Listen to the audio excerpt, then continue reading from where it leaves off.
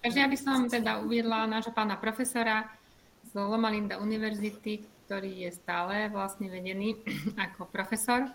A chcela by som ho veľmi pekne privítať na tomto stretnutí a sme veľmi vďační, že aj vo svojom úžasnom veku 98 rokov je stále ho to baví sa vedecky vzdelávať a to, čo vie vlastne tlmočiť do takej ľudskej reči, aby sme z toho mohli mať aj my čo najväčší užitok. Takže dnes budeme hovoriť o tom, prečo a kedy vedci zmenili pohľad na vegetariánstvo a teraz ho akceptujú. Takže odovzdávam slovo. We want to discuss when and why did the scientists change their view on the vegetarian diet. Chceme hovoriť o tom, že kedy a ako vedci, a prečo vedci zmenili svoj názor na vegetariánstvo. Let's give you a little history. Takže teraz pôjdeme trošku do histórie. Before 1950, I called it the nutritional dark ages because nobody knew anything. Do roku 1950 ja tieto roky volám temný stredovek vo výžive, lebo nikto nič nevedel. They thought the vegetarian children would not grow, they'd get sick, meat was needed for endurance, even though it didn't have any carbohydrate, and pregnant women needed lots of cheeses, they didn't use meat. Lekári verili, že vegetariánske deti nebudú rásť, že budú bývať choré, že bez mesa nebudú mať silu, hoci v mese nie sú žiadne sacharidy a vegetariánky museli jesť veľa syrov. The Loma Linda University health studies began about 1958. Fruits and vegetables lowered cancer risk. Whole bread lowered coronary heart disease. Tomatoes lowered prostate cancer. Meat increased colon cancer, but beans eaten daily negated that risk. Meat increased coronary heart disease and stroke. Those are the main things they learned fairly early. That last one on the stroke, that came about in 1984. Takže od roku 1958 štúdie na Loma Linda univerzite o zdraví zistili, že ovocie a zelenina znižujú riziko rakoviny, celozrnný chlieb znižuje výskyt infarktov, paradajky znižujú výskyt rakoviny prostaty, mäso zvyšuje riziko rakoviny hrubého čreva, ale strukoviny pôsobia opačne.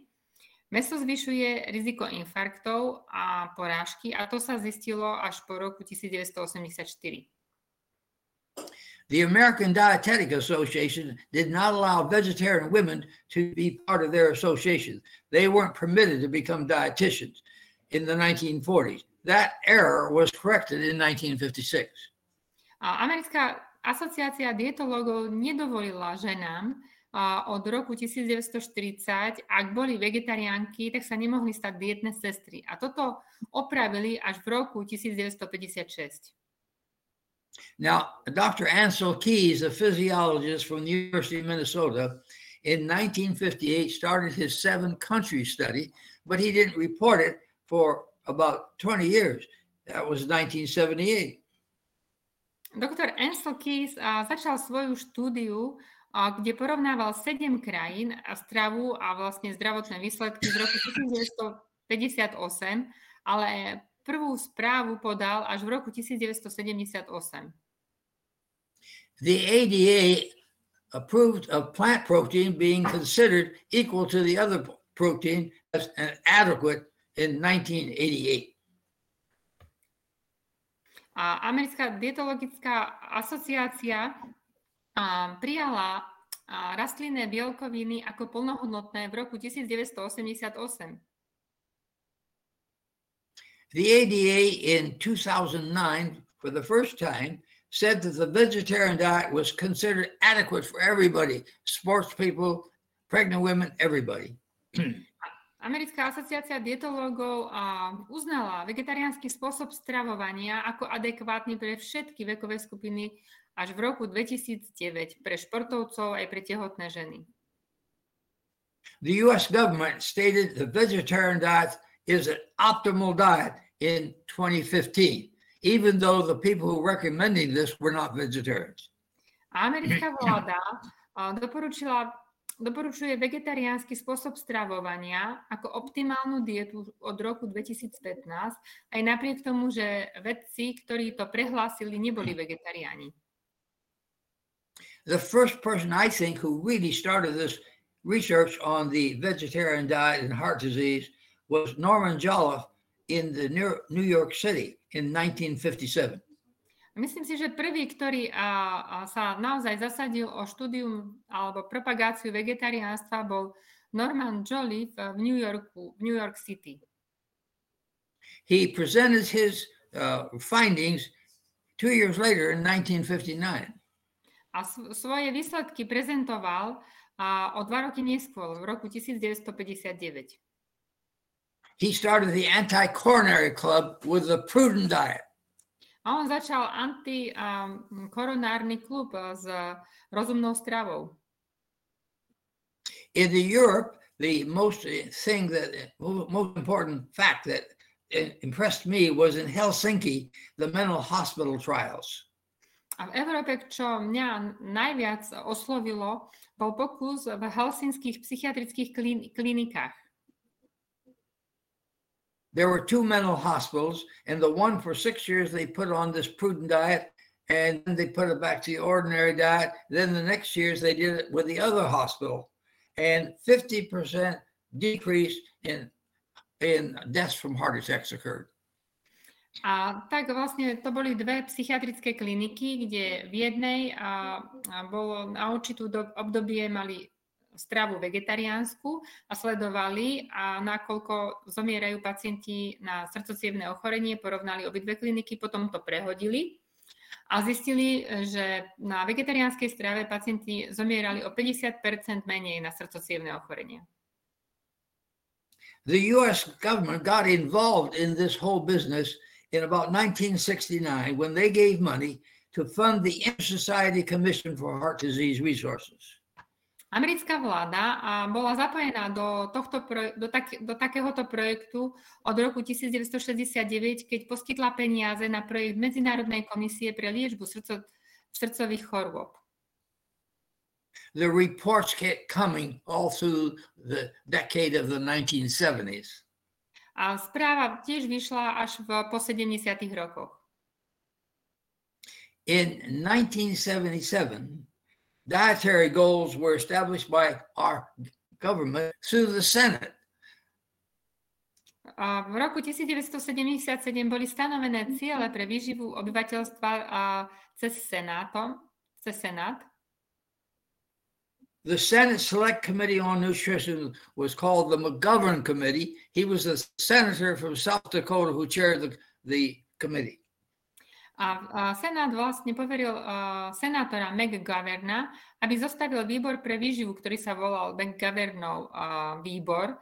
A to bol senátor za Južnú Dakotu. Hegstead was one of the main advisors to these committees. Hegstead bol jeden z najdôležitejších poradcov pre tieto obidve komisie. He was my favorite professor at Harvard University, a Mormon PhD.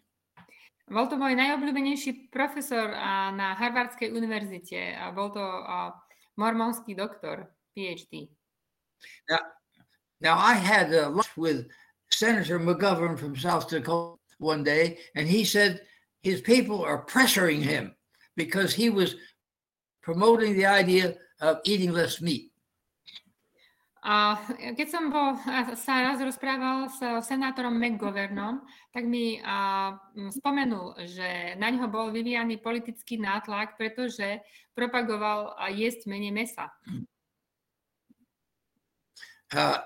South Dakota is a meat-eating state. And as a result of his going the other direction, saying we should eat less, he lost his job as a senator in the next election. A viete, Južná Dakota to je vlastne štát, ktorý produkuje veľa mäsa, a pretože on išiel opačným smerom a hovoril jedzte menej mäsa, tak ďalšie volebné obdobie ho už nezvolili. Now, why was the vegetarian diet accepted? Takže prečo bol vegetariánsky spôsob stravovania prijatý? There's 2 things that fuel that. Scrimshaw in Central America was trying to cure the problem of kwashiorkor and marasmus in little children. Milk was too expensive. Milk was too expensive, and so he developed a plant substitute. Vedec Scrimshaw sa snažil pomôcť podvyživeným deťom, ktoré mali marazmus a kwashiorkor v Južnej Amerike. A to bolo spôsobené nedostatkom bielkovín a kalórií a robil to pomocou kombinácie rastlinných potravín. This occurred between 1957 and 1969. A bolo to úspešné a udialo sa to medzi rokmi 1957 a 69. Now, because of Roosevelt's death from stroke, Truman started in 1947 the Framingham study. Pretože Roosevelt zomrel na porážku, jeho nástupca Truman začal v mestečku Framingham v roku 1947 štúdiu. They discovered tobacco was bad. Tam sa zistilo, že fajčenie je zlé. They discovered hypertension helped to cause heart attacks. A tiež zistili, že vysoký tlak spôsobuje infarkty. But they didn't discover anything about nutrition except in 1983 they discovered obesity increased the risk of heart attack. Ale čo sa týka výživy, nezistili tam nič okrem toho, že obezita je tiež faktor, ktorý je podmienený stravou. A to bolo v roku 1980. Now, to give you a summary of the advantages of the vegetarian diet, I have 6 points. Takže keď chceme hovoriť o výhodách vegetariánskeho spôsobu stravovania, máme tu 6 bodov. Vegetarians live longer is the first point. Vegetariáni žijú dlhšie. To je prvý bod. They have less chronic disease, coronary heart disease, cancer, diabetes, and obesity. Vegetariáni majú menej chronických ochorení, ako sú srdcocievne ochorenia, rakovina, cukrovka a obezita. From the endurance standpoint, they have greater physical fitness. Čo sa týka vytrvalosti, vegetariáni majú lepšiu fyzickú kondíciu. They get more minerals and vitamins for the dollar spent on food, so it's good economically. Dostanú v svojej strave viac minerálov a vitamínov, čo je výhodnejšie ekonomicky. It's ecologically and environmentally sound. Takže vegetariánstvo je šetrné k ekológii a k životnému prostrediu. And it's easier to meet the scientific dietary recommendations. A takisto vegetariánskym spôsobom stravovania je ľahšie dosiahnuť doporučenia, ktoré máme naplniť vo výžive. Now, we found out that in the Bible times, the first 10 patriarchs lived much longer than the next 10. Zistili sme, že napríklad aj v Biblii prvých 10 prorokov žilo oveľa dlhšie ako tých ďalších 10. The first 10 patriarchs lived to maybe 900 years apiece. Prvých 10 prorokov žilo okolo 900 rokov. Každý z nich. The next 10 patriarchs after Noah lived only to be about 300 years apiece. That's after meat was introduced into the diet. A ďalších 10 prorokov žilo len okolo 300 rokov, to už keď dostali vlastne, keď mohli konzumovať mäso. Now we discovered more recently, well since 2010, that there are 7 risk factors. If we avoid these risk factors, we can lower heart attack and stroke by 80%. Takže a vlastne sa zistilo, že že existuje 7 rizikových faktorov, ktoré keď nebudeme mať, môžeme znižiť riziko infarktu a porážky o 80%. We can lower the risk of type 2 diabetes by 88%. A takisto môžeme znižiť riziko toho, že dostaneme cukrovku o 88%. Now, what are the 7 risk factors? Takže ktorých je tých 7 rizikových faktorov? Smoking, alcohol, inactivity, overweight, we need more fruits and vegetables, high blood pressure and high cholesterol. Čiže vyhýbať sa fajčeniu, pitiu alkoholu, pravidelne cvičiť, udržiavať si primeranú hmotnosť, jesť veľa ovocia a zeleniny, nemať vysoký tlak a nemať zvýšený cholesterol. Actually, the fifth recommendation was to cut way back on meat. There was too much meat and too much sugar in the diet. A vlastne to 5. doporučenie malo znieť znížiť príjem mäsa a nejesť toľko cukru. The public didn't like that recommendation. Ale keďže verejnosti sa takéto doporučenie nepáčilo, so they changed it and made it positive and said just eat more fruits and vegetables. Tak vedci to povedali pozitívne. Jedzte viac ovocia a zeleniny.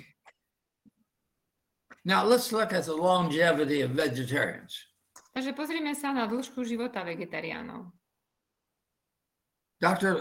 Fraser in our Loma Linda University studies showed that the number of men out of 100 who lived to be 85 or greater in the general population of California was 19 of 100. Dr. Gary Fraser, ktorý je vedúci štúdií o zdraví na Loma Linde, dokázal, že v bežnej populácii v Kalifornii nevegetariáni sa dožívajú 19 zo 185 rokov a dlhšie. But the vegetarian men, 48 out of 100 live to be 85 or older. Ale vegetariáni, adventisti, 48 zo 100 sa dožíva 85 rokov a dlhšie. Now, women live longer than men. A ženy žijú dlhšie ako muži. So 39 out of 100 of the women in the general population in California lived to be 85 or older. Takže 39 žien z bežnej populácie, ktoré teda neboli vegetariáni, tak sa dožívali 85 rokov a dlhšie. But the vegetarian women, 60 out of 100 lived to be 85. Ale vegetariánky ženy, 60 zo 100 sa dožilo 85 rokov a dlhšie. Because the public was against the terms vegetarian and against the term meat, the Heart Association said the same thing in a different way. A pretože verejnosť neprijímala názov vegetariáni, vegáni, tak Americká srdcová asociácia to teda kardiologov to odporúčala iným spôsobom. They said cut down or eat more fruits and vegetables rather than cutting down on meat. Povedali, jedzte viac ovocia a zeleniny, nie aby teda sme znížili príjem mäsa. They said we should have no more than 5 to 6% of our calories from saturated fat. A takisto nedoporučovali jesť viac ako 5 až 6% kalórií vo forme nasýtených tukov. Without saying vegetarian, that really means a vegetarian diet. Bez toho, aby tam použili slovo vegetariánsky, v skutočnosti to naozaj znamená vegetariánstvo. We needed to avoid meat fat, dairy fat, fat in the chocolate bars. Takže mali by sme sa vyhýbať mäsu, mliečnym tukom a tuku v čokoláde. Now, it's kind of interesting about the heme iron. That relates mostly to heart attacks than meat intake does. A je zaujímavé o hémovom železe, že sa vzťahuje najmä na infarkty teda toto železo je z mäsa.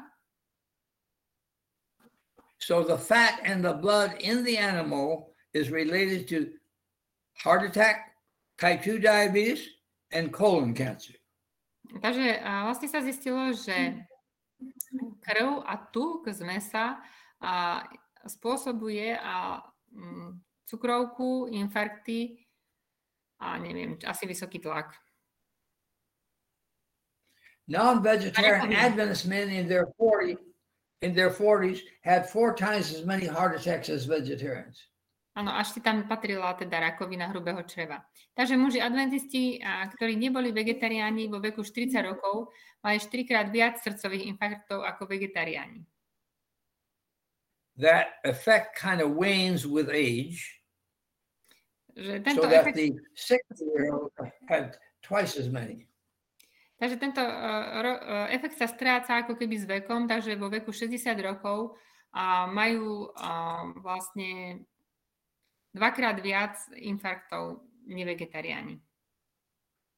Here's a slide to show the death rate of Adventists compared to the general population for To je men. vlastne slajd, ktorý nám ukazuje, nakoľko zomierali adventisti oproti bežnej populácii.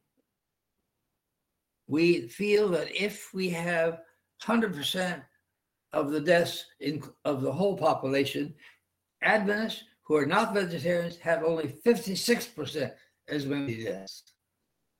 Takže keď by ste si tak predstavili, ako mi to John ukazoval predtým, že 100% to bolo úmrtia neadventistov, tak vlastne nevegetariáni adventisti zomierali len 56% oproti 100%. That's due to the fact they didn't smoke or drink alcohol. A to je vďaka tomu, že nefajčia a nepijú. But of the lacto-ovo vegetarians, only 39% of the death rate occurred because that means they did not use meat. They're vegetarians.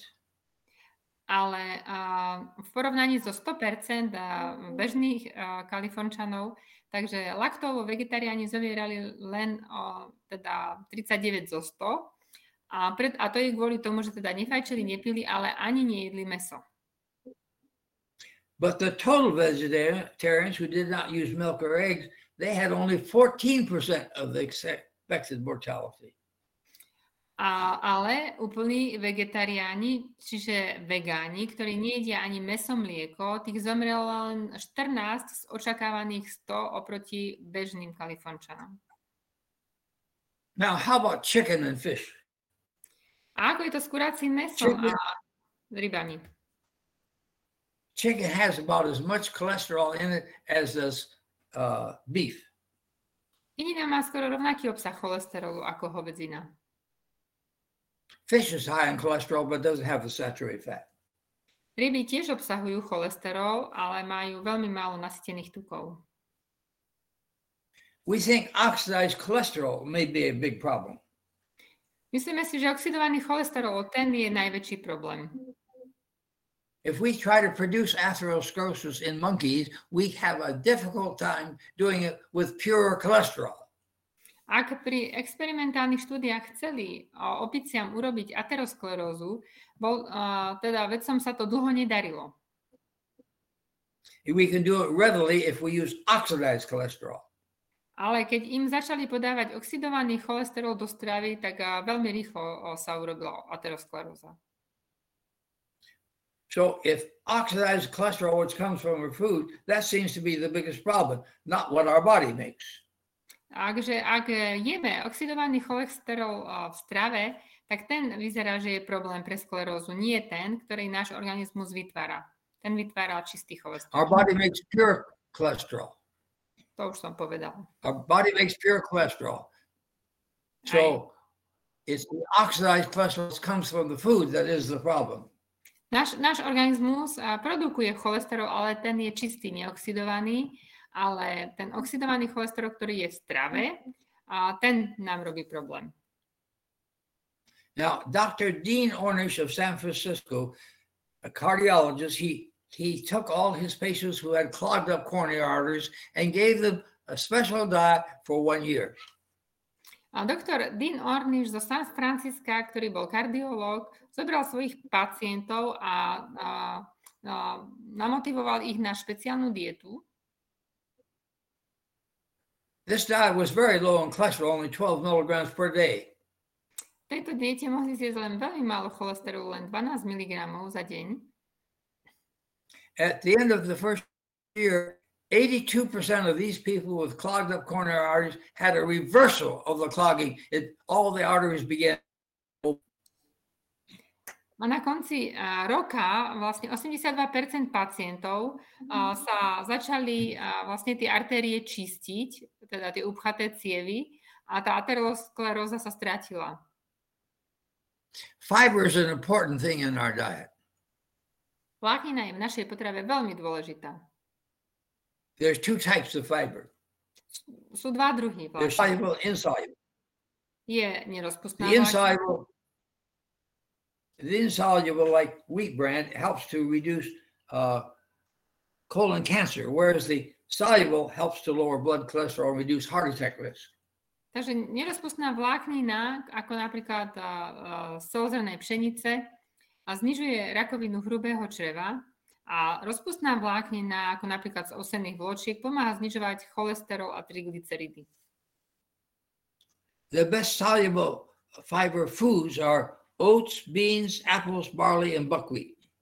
Najlepšie zdroje rozpustnej vlákniny sú osenné vločky, strukoviny, jablka, jačmeň a pohánka.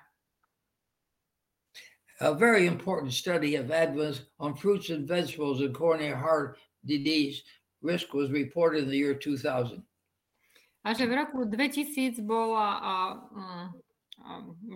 bola publikovaná štúdia veľmi dôležitá o tom, o ovoci a zelenine, ktoré konzumovali ľudia. Women who consume 5 to 10 servings of fruits and vegetables a day compared to 2.5 or less had only 30% the risk of coronary heart disease. Takže ženy, ktoré skonzumovali 5 až 10 porcií ovocia a zeleniny denne, v porovnaní s 2,5 porciami alebo menej, mali o 30% nižšie riziko ischemickej choroby srdca. And we had the report of another epidemiological study in the U.S. population, which showed fruits and vegetables eaten 3 times a day versus less than once had a 20% lower coronary heart disease mortality. Takže toto je ďalšia dôležitá štúdia v Spojených štátoch amerických, ktorá ukázala, že tí, ktorí konzumovali ovocie a zeleninu aspoň 3-krát denne v porovnaní s tými, ktorí konzumovali menej ako raz denne, takže tí mali o 26% nižšiu úmrtnosť na srdcocievne ochorenia. The nurses' health study and the health professionals' follow-up study also showed that the highest quintile, top 20% of fruit and vegetable users, had a relative risk of only 80% compared with the lowest quintile. Takže veľmi dôležitá štúdia, ktorú vlastne vyplňovali zdravotné sestry a iní zdravotníckí pracovníci, ukázali, že vlastne ten najvyšší quintile, to znamená, že tých 20% ľudí, ktorí jedlo najviac ovocia a zeleniny, mali relatívne riziko kardiovaskulárneho ochorenia 0,8 v porovnaní s tými, ktorí jedli najmenej. Non-vegetarians have 3.6 times greater risk of diabetes appearing on their death certificates. Nevegetariáni majú 3,8 krát vyššie riziko, že sa v ich úmrtnom liste bude uvedená cukrovka. Non-vegetarians have 2 to 2.5 times greater risk of being obese. Nevegetariáni majú 2 až 2,5 krát vyššie riziko, že budú obezní. And the risk of diabetes attributable to obesity is said to be as much as 75%. A riziko cukrovky, ktorá je spojená s obezitou, je až 70%.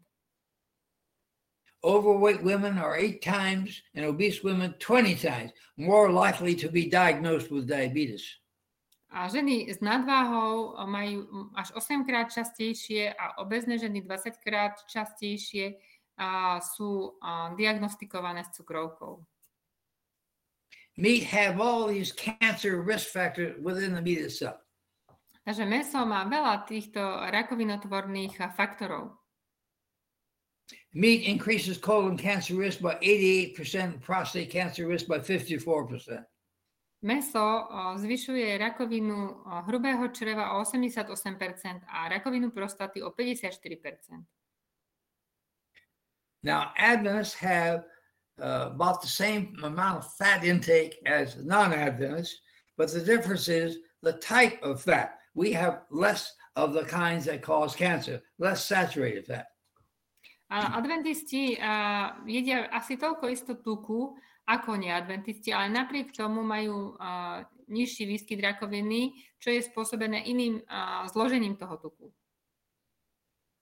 I want to go down to the slide which says cancer has protective substances. Takže ideme These are phytochemicals. No, Animal products don't have these phytochemicals.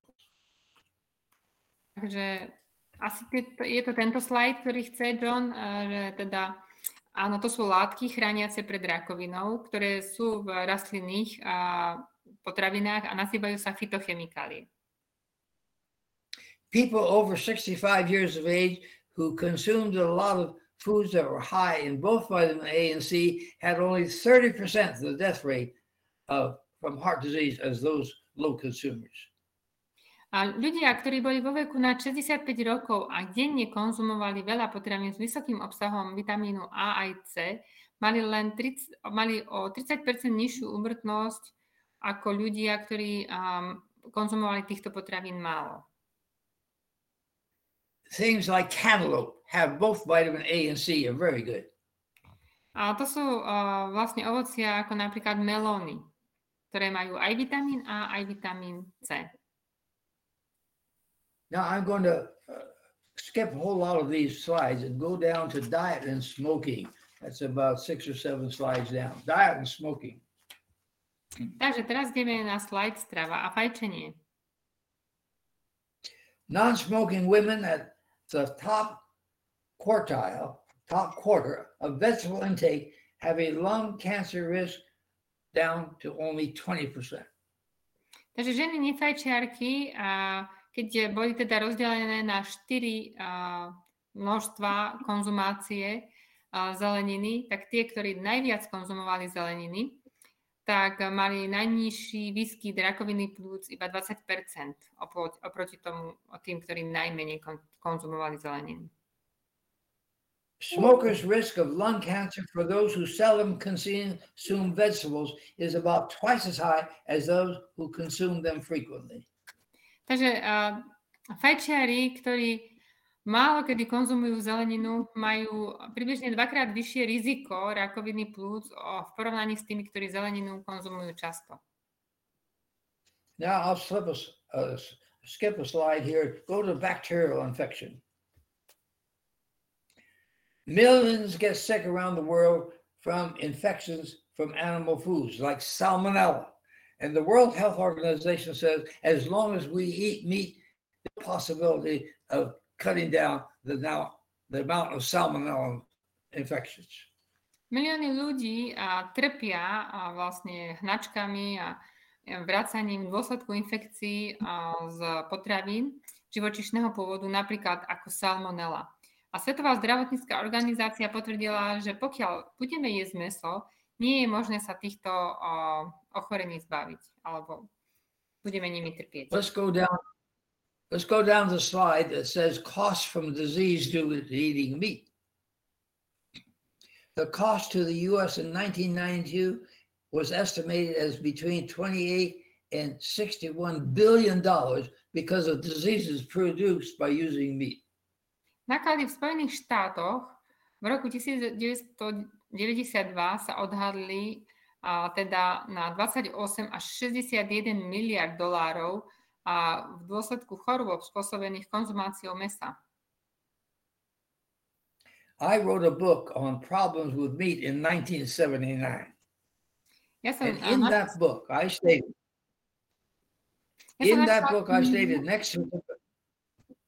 next to tobacco and alcohol, meat is the greatest single cause of disease and disability in the industrialized countries. A ja som napísala knihu v roku 1979 o srdco-cievnych ochoreniach a napísal som tam, že mäso spolu s fajčením a alkoholom je najčastejšou príčinou ochorení a invalidity v priemyselne vyspelých krajinách. I said that back in 1979. Povedal som to v roku 1979. Today the evidence is much better for the same thing. A dnes máme oveľa lepšie dôkazy pre tieto isté výroky alebo túto istú pravdu. Let's look at the economics. Takže pozrime sa na hospodárstvo. Much more nutrition is provided for the dollar spent on plant foods as compared to animal foods. Oveľa viac výživných látok získame z rastlinných zdrojov, keď by sme si porovnali $1 teda, alebo $1 za ktorý kúpime rastlinné alebo živočíšne potraviny. I took the U.S. Department of Agriculture data from 1962 on what nutrients we got from various foods. Takže ja som si And every time pozrel I developed trošku nám to seká, prepáčte. Takže ja som si pozrel vlastne výskum služby pre poľnohospodárstvo z roku 1962. Every time a food group would hit number 1 on the list, I would give it more points, and I developed the point system and add up all the nutrients that they had listed. Takže som vytvoril taký systém bodovania a pre každú jednu živinu, ktorý sa vlastne nakoniec zosumoval a podľa toho boli vytvorené tieto grafy. You got more vitamin C for the dollar if you spend it on citrus fruit and tomatoes. Takže vitamínu C si dokážeme najviac kúpiť, ak si kupujeme citrusové ovocie a paradajky. Let's look at riboflavin. You got more riboflavin for the dollar if you bought milk with the dollar. Takže najviac riboflavínu si kúpime, keď si kupujeme mlieko. With protein, the beans and peanut group gave us the most for the dollar. Ale čo sa týka bielkovín, najviac si dokážeme kúpiť bielkovín, keď si kupujeme strukoviny a orechy. For thiamine, vitamin B1, potatoes and grains were pretty close to together at the top of the list. A čo sa týka tiamínu, zemiaky a obilniny boli skoro na rovnakej úrovni. For niacin, the best buy for the dollar was beans and the peanut group. A čo sa týkalo niacínu, najlepšie sa dal nakúpiť v strukovinách a semienkach a zemiakoch. For vitamin A, the green and yellow vegetables gave us the best buy for the diet. A vitamín A sme si za dolár vedeli najviac nakúpiť v zelenej a žltozelenej listovej zelenine. For calcium, milk was the best group. Takže, čo sa týkalo vápnika, najlepšie na tom bolo mlieko. For iron, it was beans and peanuts gave us the most iron for the dollar. No, čo sa týkalo železa, najviac železa sme si vedeli kúpiť v strukovinách a semienkach. Now, the next two slides are the best ones. Takže najlepšie sú tieto dva slajdy, ktoré teraz uvidíme. Next one is best buys for the dollar. Takže čo je najlepšie nakúpovať? Čo sa najviac oplatí za dolár? There's 4 groups of the best buys. A sú to tam potatoes, grains, beans and peanuts, and green yellow vegetables. Zemiaky, obilniny, strukoviny, semienka a arašidy, zelená a žltá zelenina. Now, the worst buys compared to the best buys are listed on the next slide. Takže najhoršie nákupy za dolár, to je tento slajd. Sugar is the worst buy for the dollar. Takže keď si kupujeme cukor, tak tam si kúpime najmenej živín. But what surprised me was that meat and fish was the next worst buy for the dollar. Ale čo mňa prekvapilo, že mäso a ryby boli hneď za cukrom. That doesn't mean there wasn't some good nutrition in the meat and the fish, but it was terribly expensive for what you got. A to neznamená, že v mäse a v rybách nie sú živiny. Sú tam živiny, ale sú neskutočne drahé. Now, dietary recommendations of the scientists can easily be provided by the vegetarian and very difficultly provided in the meat diet. Takže odporúčania vedcov, ktoré sa týkajú vlastne toho zdravého stravovania, a sa veľmi ľahko dajú naplniť v rastlinnej strave a veľmi ťažko na bežnej strave. We are advised to lower our cholesterol, saturated fat intake, to increase fiber in the diet, increase use of complex carbohydrates, lower animal fat, get more phytochemicals, more antioxidant nutrients, get adequate fatty acids, and don't get too much protein. That could easily be done on the vegetarian diet, but very difficult to do on a meat diet. Takže nám doporučujú znižiť príjem cholesterolu, zvýšiť príjem vlákniny, zvýšiť konzumáciu sacharidov, málo konzumovať živočíšne tuky, zvýšiť obsah fytochemikálií, viac potravín s antioxidantami a prijímať dostatočné esenciálne mastné kyseliny a nekonzumovať príliš veľa proteínov. To sa dá veľmi ľahko na vegetariánskej strave, ale veľmi ťažko na bežnej strave. Now let's go down to the slide on physical fitness. Takže teraz ideme k slajdu. There's greater endurance in a high carbohydrate diet, such as the vegetarian diet is. Takže strava s vysokým obsahom sacharidov je oveľa lepšia na výkonnosť. This was demonstrated by Astrand and Bergström in Sweden in 1968. A to bolo zdokladované v roku 1968 vo Švédsku. Let's look at the ecology and environment factors. Takže teraz, keď sa pozrieme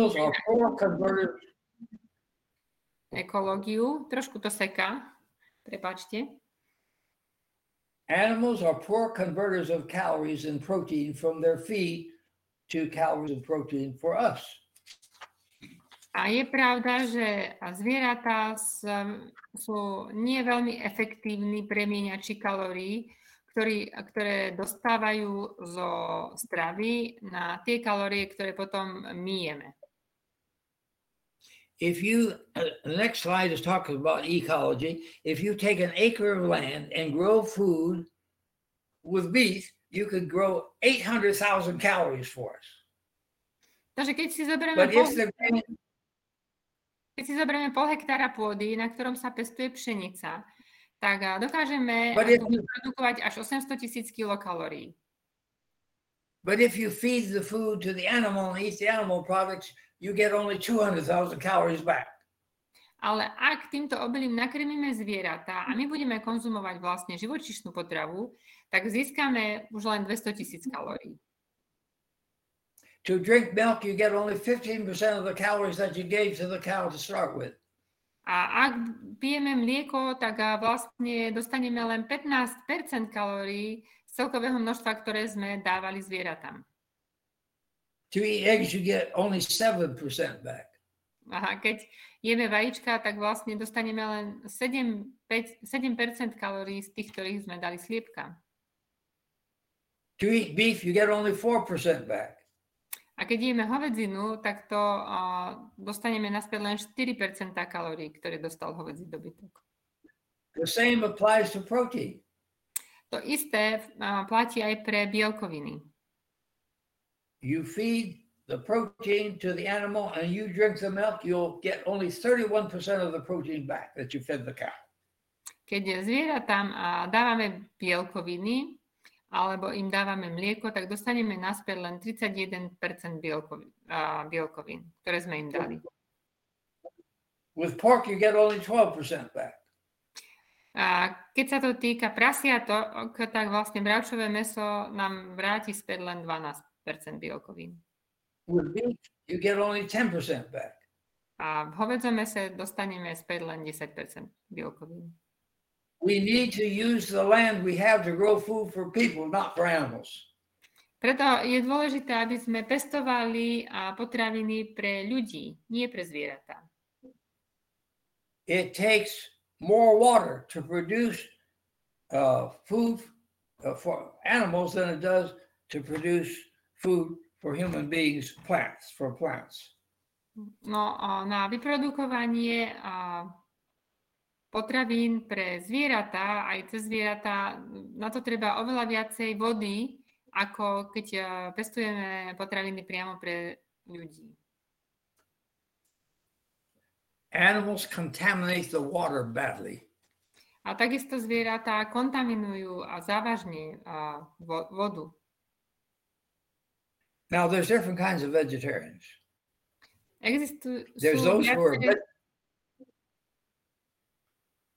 Those who are vegetarians for health reasons do better in getting nutrition than those who are vegetarians just because they don't want to kill animals. Sú viaceré druhy vegetariánov. Takže tí vegetariáni, ktoré sú vegetariánmi zo zdravotných dôvodov, väčšinou majú vyváženejšiu stravu ako tí vegetariáni, ktorí to robia kvôli tomu, aby nezaťažovali životné prostredie. I'd like to go now to the last slide, the conclusion. Takže teraz ideme k poslednému slajdu, k záverečnému. The vegetarian diet is far superior to a meat-based diet in every aspect. Vegetariánska strava je v každom ohľade oveľa výhodnejšia ako mäsitá strava. The only question is, why are people and governments so slow to recommend the vegetarian diet for everyone?